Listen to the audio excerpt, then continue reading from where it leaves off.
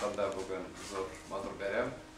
Балаларны яклау көне без иртәдән бирле инде берничә шундый зур мероприятияләр үткәреп алдык.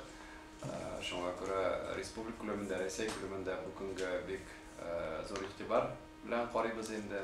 Бүген җәйнең беренче көне, шуңа күрә чын күңелдән минем беренчедән бөтен бәләкәчләрне монда булганнарны, кемнәр безне тыңлаячак, укыячак, аларга беренчедән кайнар сәлам белдерәсе, икенче карактан тәүфиклы булып, матур, гүзәл, сәламәт булып үссеннәр һәм һәр вакытта үз әти-әниләре белән горурлансыннар. Икенче караганда инде бу безнең балалар әти-әниләр аша, әби-бабайлар аша бәхетле булалар, чөнки аларны аякка басырга кирәк, эш итәргә кирәк һәм бергәләп горурланып, бу безнең гаилә, бу безнең буын дип яшәргә язсын.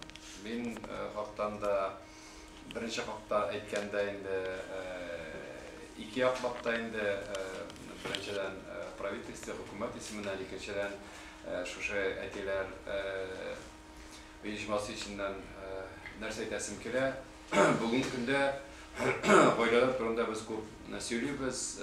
Халыктан да, безнең республикада беренчедән ислам ягыннан, икенче ягыннан православие ягыннан, дәүләт ягыннан без һәр вакытта да әйтергә тырышабыз инде бәхетле, бәхетле гаилә ул әгәр дә икесе дә булганда, әтисе дә, әнисе дә булганда һәм бала туганда барып чыга инде. Шуңа күрә мин аңлыйм инде вакытта бүгенге көндә хатын-кызларның үзләренең мөмкинлекләре аша, үзләренең характерлары аша да андый фикерләр бар, ләкин ир кеше яктан да, хатын-кыз яктан да иң беренче белергә